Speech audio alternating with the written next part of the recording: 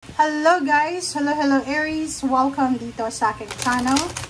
Kapalaran 888 Aries, alamin natin kung anong messages, vibration, gabay, energy para sa lahat.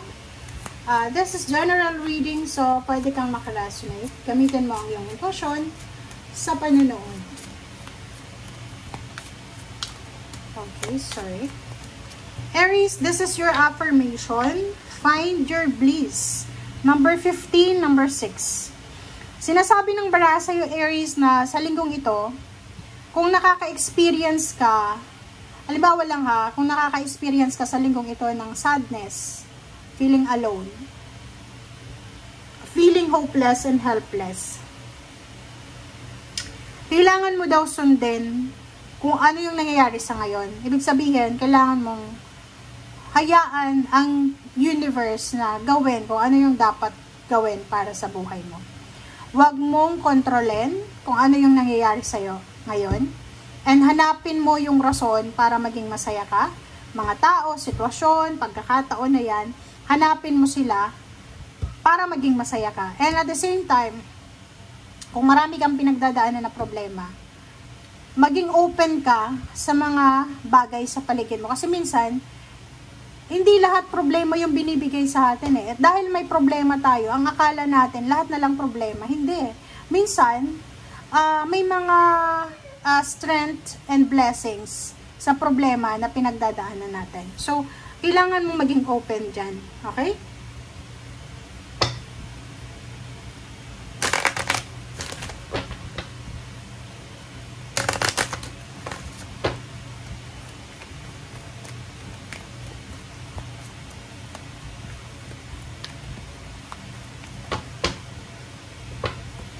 Alright, so, false person, Aries.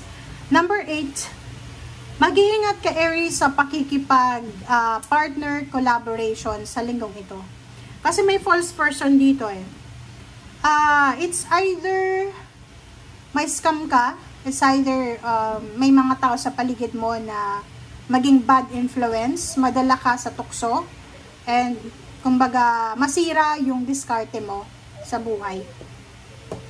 Sa linggong ito, mag-iingat ka kasi napapaligiran ka ng mga fake na tao. Napapaligiran ka ng mga taong alam mo na hindi totoo sa'yo. Yung parang pinapakita nila sa'yo, akala mo suportado ka nila, akala mo mahal ka nila, pero deep inside, wala silang pakialam sa'yo. Deep inside, masaya sila kung ano yung nangyayari sa buhay mo. Kaya mag-iingat ka. Mag-iingat ka sa mga taong nakangiti sa'yo sa linggong ito. Kasi hindi lahat yan masaya para sa'yo. 3 of Wands. The Wheel of Fortune.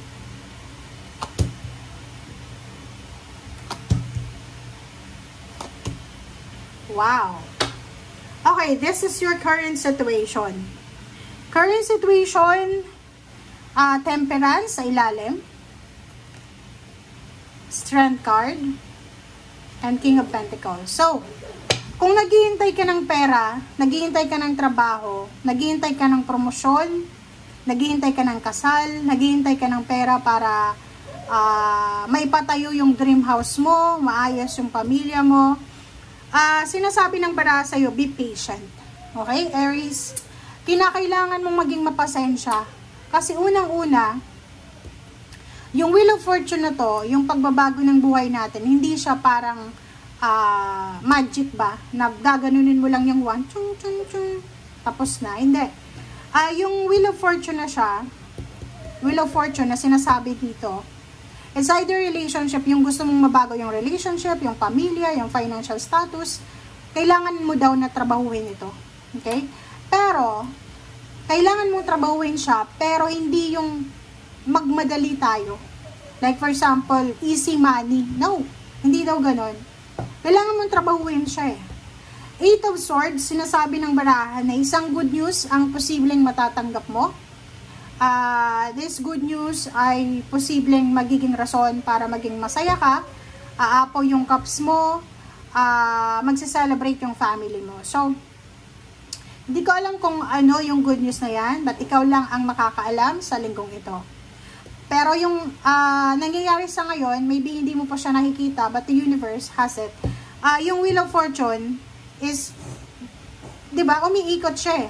Every day, umiikot yung buhay ng tao. So, kung ano yung nangyayari sa'yo sa araw-araw, huwag kang madesperate. Okay? Huwag tayong maging desperado, desperada.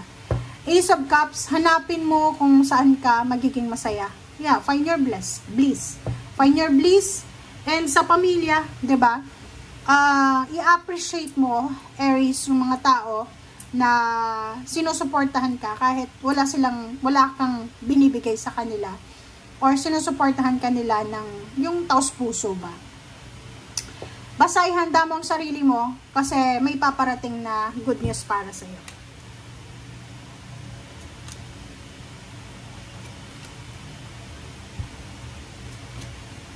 Okay.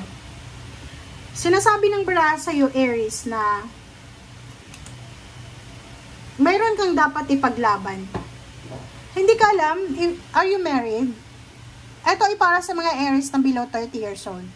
Below 30 years old na married siya, may live-in partner ka ba? Kasi kailangan mong maging malakas eh. Kailangan maging malakas. Lalo na kung OFW ka or malayo ka sa asawa mo, sa live-in mo. Kasi posibleng mayroong nangyayari na third party. At yung karelasyon mo na to, gusto niya ng zero the full eh. And Knight of Cups, lalo kung lalaki kang Aries. Doon sa mga lalaking Aries na kasal, may asawa, may ka-live-in partner, lalo yung kasal talaga. Mag-iingat kayo kasi kailangan yung ipaglaban to eh. Pero kung yung party na to, yung asawa nyo, ayaw na, wala ka nang magagawa. Pero, iiyak talaga, may iiyak dito.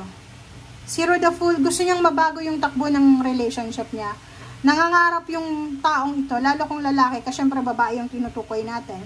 Nangangarap ang babae na to na maging mayaman, maging stable. Malas mo lang kasi maybe yung asawa mo ngayon ay materialistic siya. And hindi mo na ipoprovide yung mga gusto niya. And hindi mo na ibibigay yung financial satisfaction niya. Kaya, Knight of Cups, nag-entertain pa siya ng mga other relationship, siguro. And sabi ng Buwans, kailangan mo daw na ipaglaban. Or the other way around, diba? The other way around, maybe ikaw yan Maybe ikaw yan. Lalaki ka, babae ka. Maybe ikaw yung gusto mo ng magbabago, gusto mo ng bagong relationship. Or maybe sawang-sawa ka na sa karelasyon mo. Or maybe ayaw mo na sa kanya. And gusto mo nang magkaroon ng bagong relationship. Gusto mo nang makipaghiwalay. Parang ganun. So, wala tayong nakikita dito na energy na kung ano yung sagot ng other party. So, yun nga. Pwedeng ikaw to or pwedeng iba to. Okay? So, hindi natin sinasabi na directly to sa'yo. Kung hindi ka resonated, just let it go. Pero kung para sa'yo to, you need to observe. Diba? Mag-observe ka. And be patient. Be patient and be strong.